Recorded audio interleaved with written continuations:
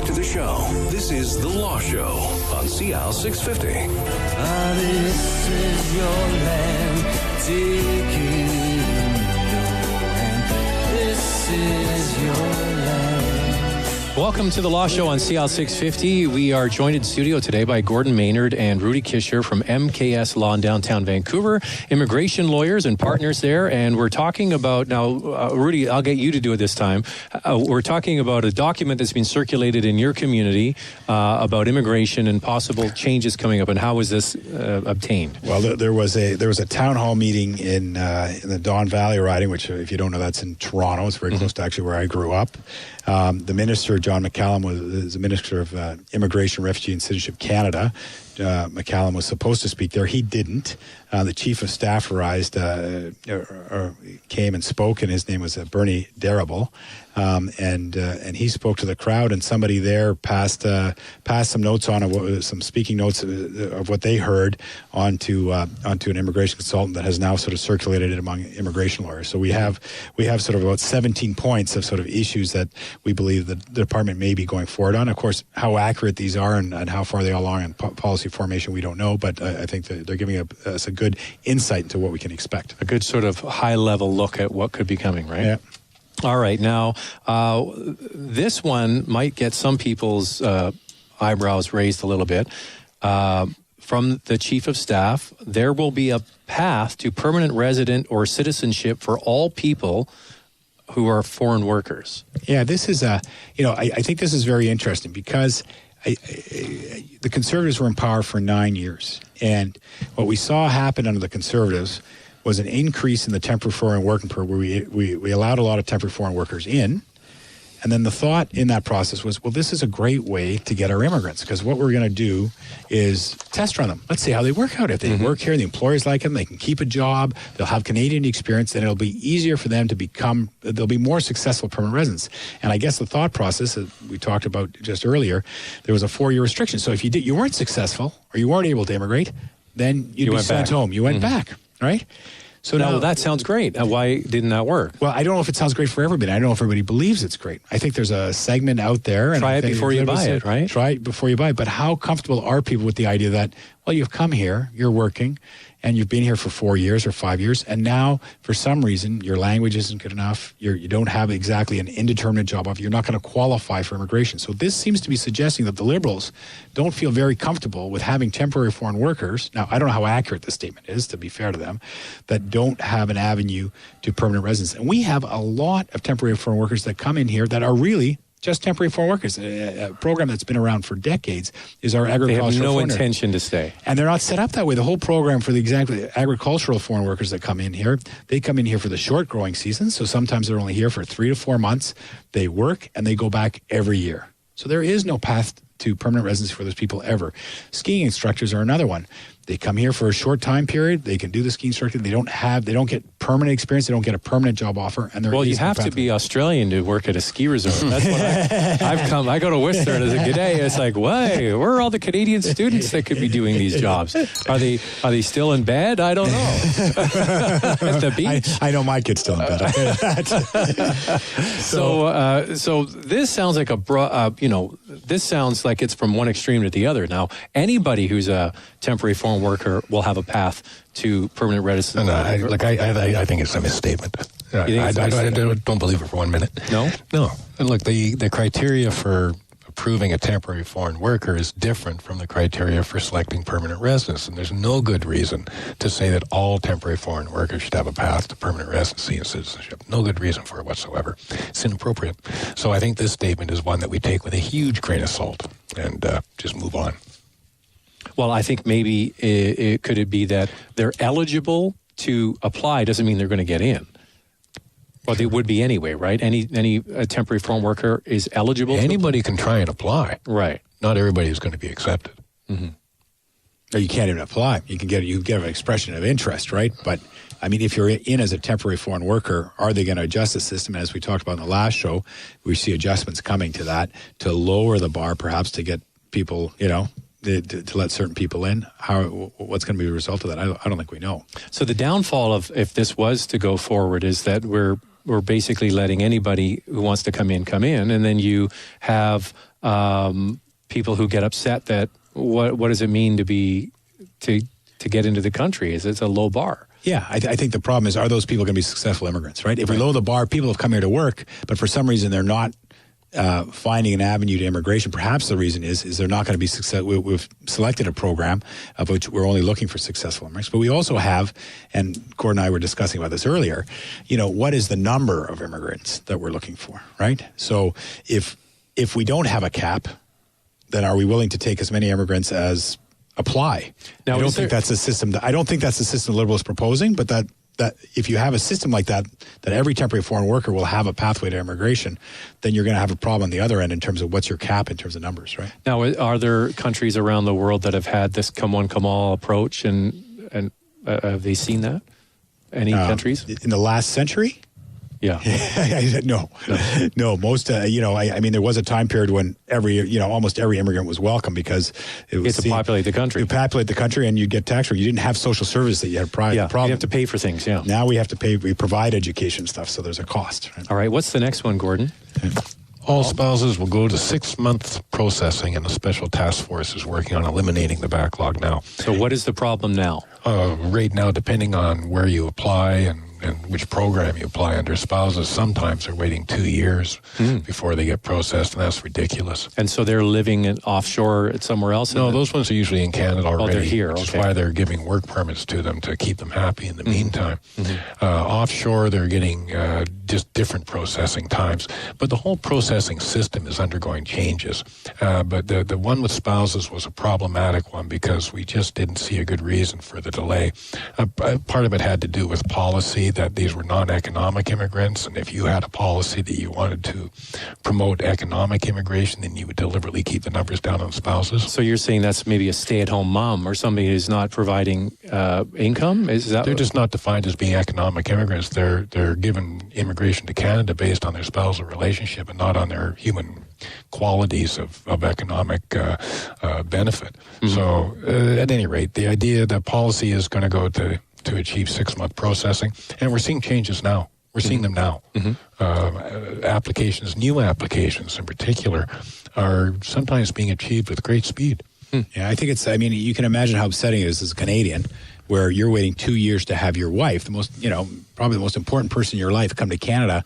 Meanwhile, a chef that's working down the street at at Milestones is ending up with is able to immigrate within 12 months under the express entry system, and you're the taxpayer, you're the national, and meanwhile somebody else is qualifying before your wife gets here. To me, it's unfair, and they're doing the right thing by fixing it. So is this different than? Walk me through this. You come to the country. Say the husband gets through the express system and is in the country. Is that not what we're talking about? No, and the wife is not. No, we're talking about a Canadian citizen, right? Goes to Europe for a summer vacation, meets somebody, falls in love, proposes to her, and then wants to bring her to Canada. Okay. And then if that person was in Singapore being processed, so they're Japanese and they're being processed out of Singapore or something, they're being processed out of Philippines now, but Singapore applications are taking sometimes 2 years. Okay. So you can imagine you go to that's a real strain on a relationship, especially a new one. Yeah. Or if a foreigner was here as a student or a worker and a Canadian citizen fell in love with them, married them here in Canada, and say, I want to process them to permanent residence from within Canada. Those applications are still taking 2 years right now. So you have to keep the person on temporary residence status through that time. What they've done there is put in a policy of issuing them a work permit at an early stage. They haven't been able to process them quickly, but at least the individual gets their status adjusted a bit to make it a little bit more And you can palatable. imagine that poor person now, if they want to buy a house, though, has to pay an extra 15% tax. Well, it all comes back to the old saying, happy wife, happy life, right? I live by that maxim. you bring the wife to Canada and everybody's happy, right, Gordon? Yep. Okay, what's the next one? Dependency, going back to 21. So what does this mean? When somebody's immigrating to Canada, they are allowed to bring, included in that application, what we call their dependent family members. So that includes the spouse, number one, and their dependent children. So what is a dependent child? The old rules used to be if the person was younger, it was 21 or younger, right? So on the date of the application was filed with the Immigration Department, they were 21 or younger. Or if they were over the age of 21, they were still in school full-time and had been continuously in school full-time. This created a massive problem for the department in terms of trying to, the 18-year-old, 19-year-old wasn't a problem, even the 20, 21-year-old. The problem you had is when you had the 26-year-old, 28, 29-year-old that had been waiting, for example, in Iran, where processing times were taking 6 years. So an investor immigrant goes to apply to immigrate to Canada. His kids are 21 years old. He meets the definition when we apply. But he's not still in school. You got to keep him in school. Right. So you got to enroll him in school. Then the question becomes, the department says, well, was he really going to school?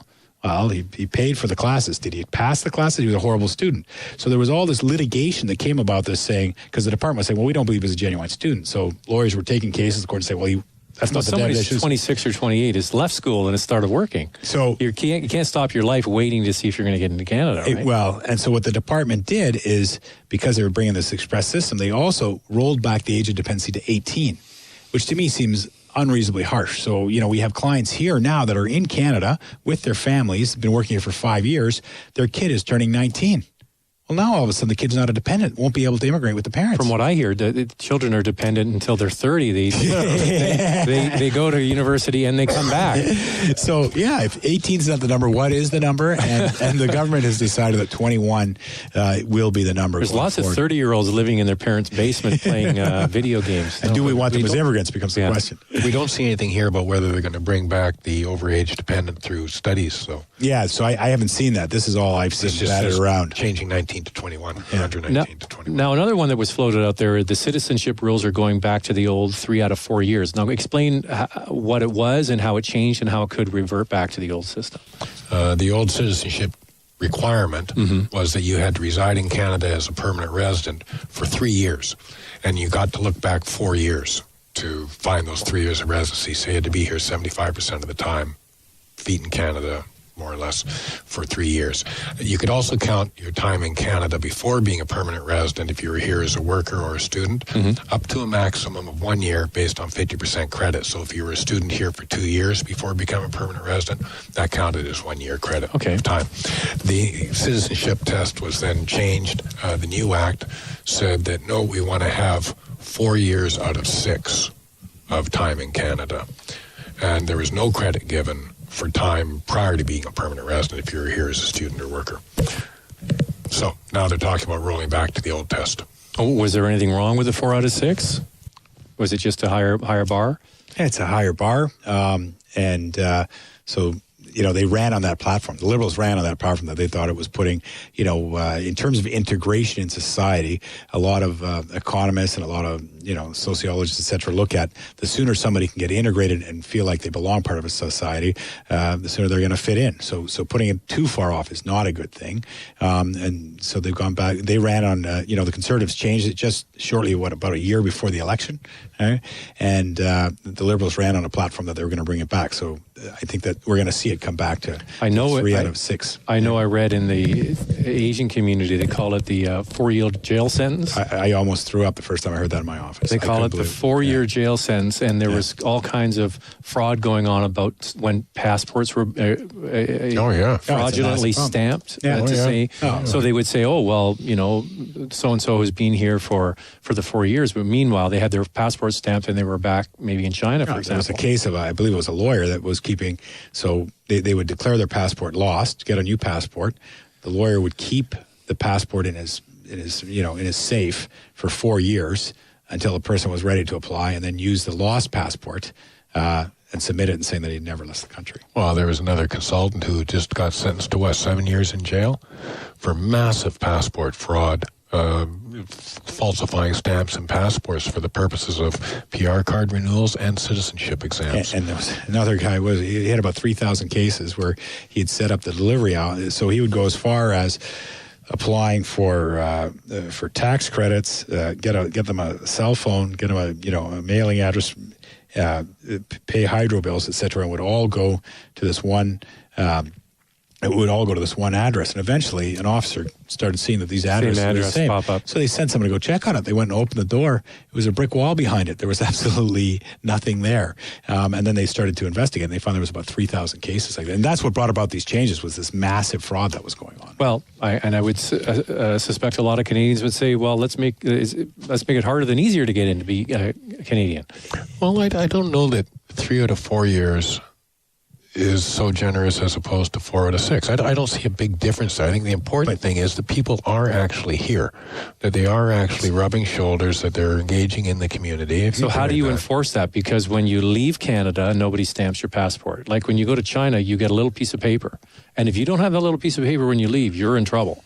In Canada, easy come, easy citizenship go. Citizenship has become a lot more diligent about challenging claims of residence in Canada. Well, that's good. Yes, and I think so too. Yeah. I think it is good. Yeah. And but I don't see anything wrong with the 3 out of 4 rule. Okay, when we come back, we're going to pick up with Gordon Maynard and Rudy Kisher from MKS Law, immigration lawyers and partners downtown Vancouver, talking about sort of topics that have been floated out there by the Chief of Staff in the ministry, next on CL 650. There's more of the show still ahead. This is The Law Show on CL 650.